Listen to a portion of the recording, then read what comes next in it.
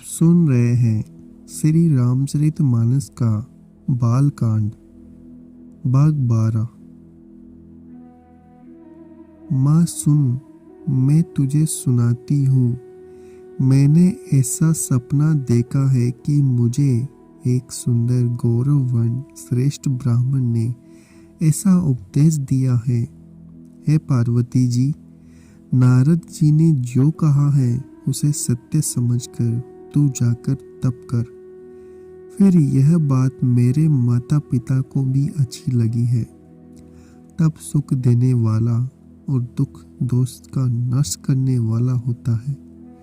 तप के बल से ही ब्रह्मा संसार को रचते हैं और तप के बल से ही विष्णु सारे जगत का पालन करते हैं।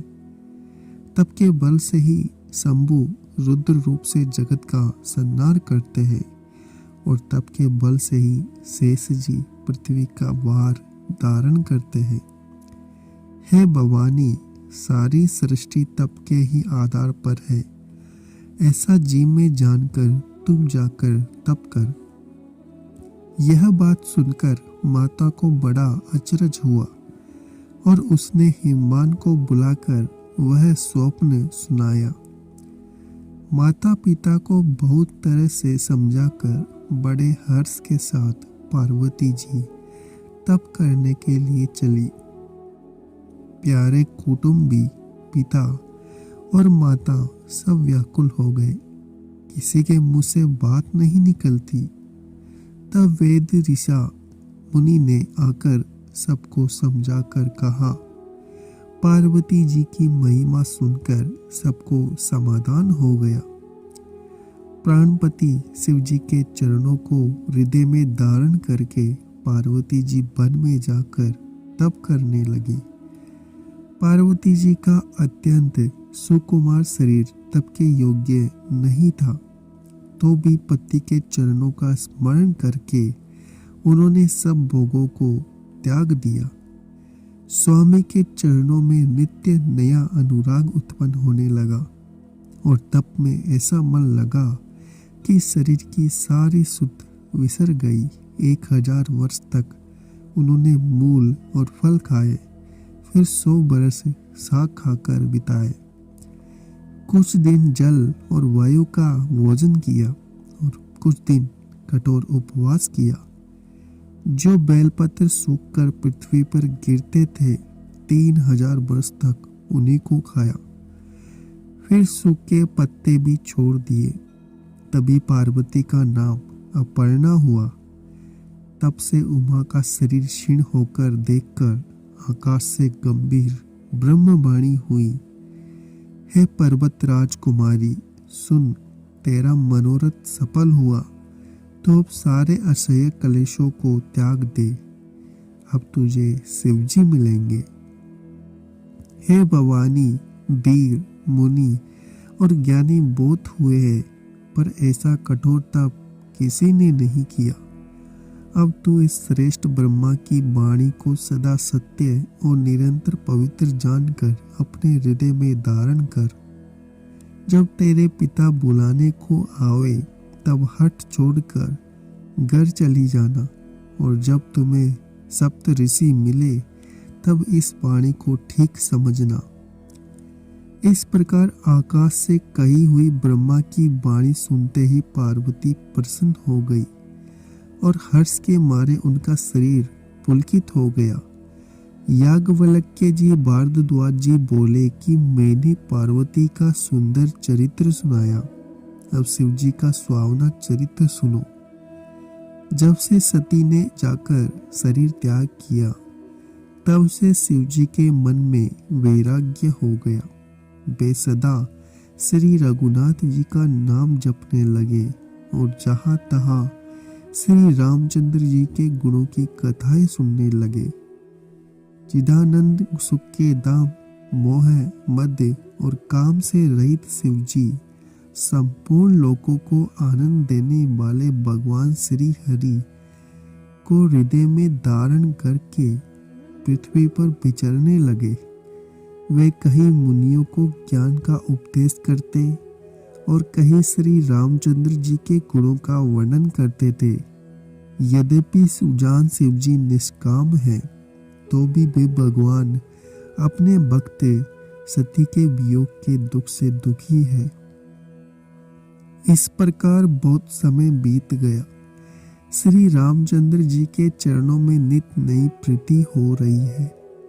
शिव जी के कठोर नियम, अनन्य प्रेम और उनके हृदय में भक्ति की अटल टेक को जब श्री राम जी ने देखा, तब कृतज्ञ होकर कृपालु रूप और सील के भंडार महान तेज पुत्र भगवान श्री रामचंद्र जी प्रकट हुए। उन्होंने बहुत तरीके से शिव जी की सराहना की और कहा कि आपके बिना ऐसा कठिन व्रत कौन कर सकता है। श्री रामचंद्र जी बहुत प्रकार से शिव जी को समझाने लगे और पार्वती जी का जन्म सुनाया। कृपा निदान श्री रामचंद्र जी ने विस्तार पूर्वक पार्वती जी की अत्यंत पवित्र करने का वर्णन किया। फिर उन्होंने शिव जी से कहा, हे शिव जी, यदि मुझ पर आपका स्नेह है तो अब आप मेरी विनती सुनिए। मुझे यह मांगे दीजिए कि आप जाकर पार्वती के साथ विवाह कर ले। शिव जी ने कहा, यद्यपि ऐसा उचित नहीं है, परंतु स्वामी की बात भी मेटी नहीं जा सकती। हे नाथ, मेरा यही परम धर्म है कि मैं आपकी आज्ञा को सिर पर रखकर उसका पालन करूं। माता पिता गुरु और स्वामी की बात को बिना ही विचारे शुभ समझकर करना चाहिए। फिर आप तो सब प्रकार से मेरे परम हितकारी हैं। हे नाथ, आपकी आज्ञा मेरे सिर पर है। शिव जी की भक्ति, ज्ञान, धर्म से युक्त वचन रचना सुनकर प्रभु रामचंद्र जी संतुष्ट हो गए। प्रभु ने कहा, हे हर, आपकी प्रतिज्ञा पूरी हो गई। अब हमने जो कहा है उसे हृदय में रखना। इस प्रकार कहकर श्री रामचंद्र जी अंतर ध्यान हो गए। शिव जी ने उनकी वह मूर्ति अपने हृदय में रख ली। उसी समय सप्त ऋषि शिव जी के पास आए। प्रभु महादेव जी ने उनसे अत्यंत सुहावने वचन कहे, आप लोग पार्वती के पास जाकर उनके प्रेम की परीक्षा लीजिए और हिमाचल को कहकर उन्हें पार्वती को लीवा पाने के लिए भेजिए तथा पार्वती को घर भिजवाइए और उनके संदेह को दूर कीजिए। ऋषियों ने वहां जाकर पार्वती कैसी देखा, मानो मूर्तिमान तपस्या ही हो। मुनि बोले, हे शैल कुमारी, सुनो, तुम किस लिए इतना कठोर तप कर रही हो? तुम किसकी आराधना करती हो और क्या चाहती हो? हमसे अपना सच्चा वेद क्यों नहीं कहती? पार्वती ने कहा, बात कहते मन बहुत सकुचाता है। आप लोग मेरी मूर्खता सुनकर हंसेंगे। मन ने हट पकड़कर जो उपदेश नहीं सुनता और जल पर दीवार उठाना चाहता है, नारद जी ने जो कह दिया उसे सत्य मानकर मैं बिना ही पाक के उठना चाहती हूँ। हे मुनियों, आप मेरा अज्ञान तो देखिए। मैं सदा शिव जी को ही पति बनाना चाहती हूँ। पार्वती जी की बात सुनते ही ऋषि लोग हंस पड़े और बोले, तुम्हारा शरीर पर्वत से ही तो उत्पन्न हुआ है। भला कहो तो नारद का उपदेश सुनकर आज तक किसका घर बसा है? उन्होंने जाकर दक्ष के पुत्रों को उपदेश दिया था, जिससे उन्होंने फिर लौटकर घर का मुंह भी नहीं देखा। चित्रकेतु के घर को नारद ने ही चौपट किया। फिर यही हाल हिरण्यकश्यप का हुआ। जो स्त्री पुरुष नारद की सीख सुनते हैं, वे घर बार छोड़कर अवश्य ही भिखारी हो जाते हैं। उनका मन तो कपटी है, शरीर पर सजनों के चिन्ह है। वे सभी को अपने समान बनाना चाहते हैं। उनके वचनों पर विश्वास मानकर तुम ऐसा पति चाहती हो जो स्वभाव से ही उदासीन, गुणहीन, निर्लज, बुरे बेस वाला, नर कपालों की माला पहनने वाला, कुलहीन, बिना घर बार का, नंगा और शरीर पर सांपों को लपेट रखने वाला है, ऐसे वर के मिलने से कहो तुम्हें क्या सुख होगा। तुम उस ठग नारद के बहकावे में आकर खूब भूली। पहले पंचों के कहने से शिव ने सती से विवाह किया था, परंतु फिर उसे त्याग कर मरवा डाला। अब शिव को कोई चिंता नहीं रही, भीख मांग कर खा लेते हैं और सुख से सोते हैं। ऐसे स्वभाव से ही अकेले रहने वालों के घर भी भला क्या कभी स्त्रियां टिक सकती है। अब भी हमारा कहा मानो, हमने तुम्हारे लिए अच्छा वर विचारा है। वह बहुत ही सुंदर, पवित्र, सुखदायक, सुशील है, जिसका यश और लीला वेद गाते हैं। वह दोषों से रहित, सारे सद्गुणों की राशि, लक्ष्मी का स्वामी, बैकुंठपुरी का रहने वाला है। हम ऐसे वर को लाकर तुमसे मिला देंगे। यह सुनते ही पार्वती जी हंसकर बोली, आपने यह सत्य ही कहा कि मेरा यह शरीर पर्वत से उत्पन्न हुआ है, इसलिए हठ नहीं छूटेगा। शरीर भले ही छूट जाए, सोना भी पत्थर से ही उत्पन्न होता है, सो वह जलाए जाने पर भी अपने स्वभाव को नहीं छोड़ता। अतः मैं नारद जी के वचनों को नहीं छोड़ूंगी, चाहे घर बसे या उजड़े, इससे मैं नहीं डरती। जिसको गुरु के वचनों में विश्वास नहीं है, उसको सुख और सिद्धि स्वप्न में भी सुगम नहीं होती। माना कि महादेव जी अवगुणों के भवन है और विष्णु समस्त सद्गुणों के धाम है, पर जिसका मन जिसमें रम गया, उसको तो उसी से काम है। हे मुनीश्वरों, यदि आप पहले मिलते तो मैं आपका उपदेश सिर माथे सुनकर रख लेती, परंतु अब तो मैं अपना जन्म शिव जी के लिए हार चुकी, फिर गुण दोषों का विचार कौन करे। यदि आपके हृदय में बहुत ही हठ है और विवाह बातचीत किए बिना आपसे रहा ही नहीं जाता, तो संसार में वर कन्या बहुत है। खिलवाड़ करने वाले को आलस्य तो होता नहीं, और कहीं जाकर कीजिए। मेरा तो करोड़ों जन्मों तक यही हट रहेगा कि या तो शिव जी को वरूंगी, नहीं तो कुमारी ही रहूंगी। स्वयं शिव जी 100 बार कहे तो भी नारद जी के उपदेश को ना छोड़ूंगी। जगत जननी पार्वती जी ने फिर कहा, मैं आपके पैर पड़ती हूँ, आप अपने घर जाइए, बहुत देर हो गई। शिव जी में पार्वती जी का ऐसा प्रेम देखकर ज्ञानी मुनि बोले, हे जगजननी, हे भवानी, आपकी जय हो, जय हो। आप माया है और शिव जी भगवान है। आप दोनों समस्त जगत के माता पिता है। यह कहकर मुनि पार्वती जी के चरणों में सिर नवाकर चल दिए। उनके शरीर बार बार पुलकित हो रहे थे। मुनियों ने जाकर हिमवान को पार्वती जी के पास भेजा। वे विनती करके उनको घर ले आए। फिर सप्त ऋषियों ने शिव जी के पास जाकर उनको पार्वती जी की सारी कथा सुनाई। पार्वती जी का प्रेम सुनते ही शिव जी आनंद मग्न हो गए। सप्त ऋषि प्रसन्न होकर अपने घर ब्रह्मलोक को चले गए। तब सुजान शिव जी को मन को स्थिर करके श्री रघुनाथ जी का ध्यान करने लगे। उसी समय तारक नाम का असुर हुआ, जिसकी भुजाओं का बल, प्रताप और तेज बहुत बड़ा था।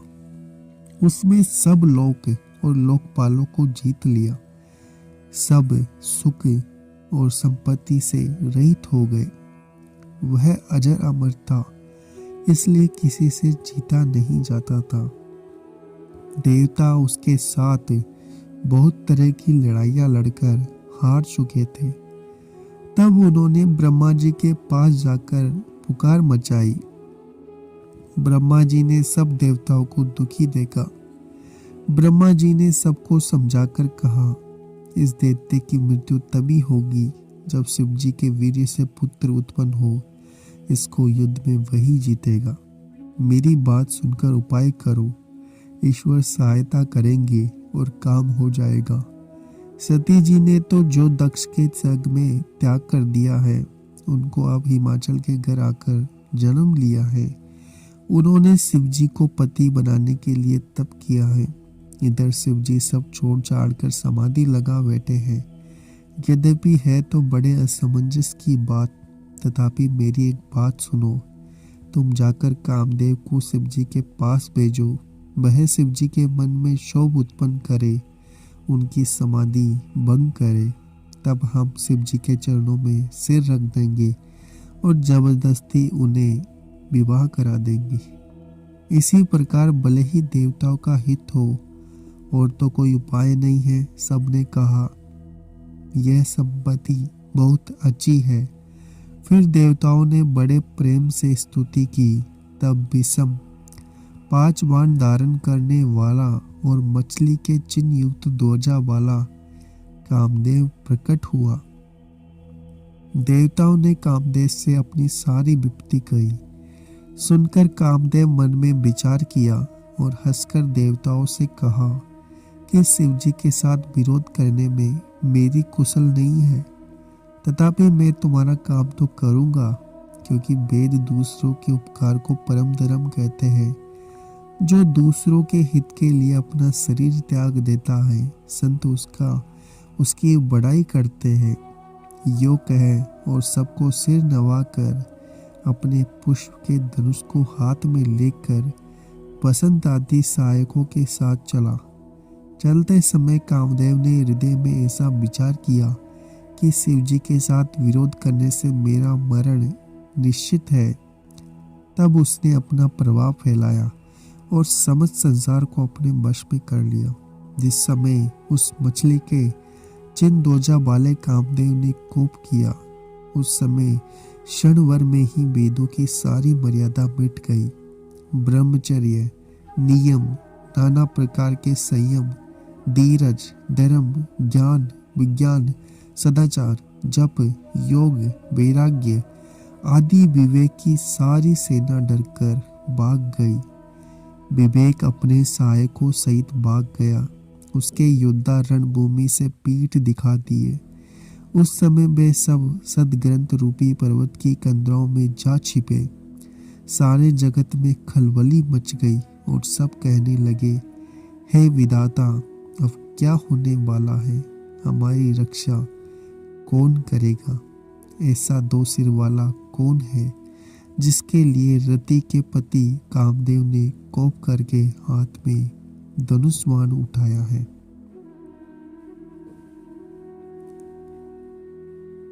अगर आपको हमारा ये प्रयास अच्छा लग रहा है तो चैनल को सब्सक्राइब करें, वीडियो को लाइक और शेयर करना ना भूलिएगा।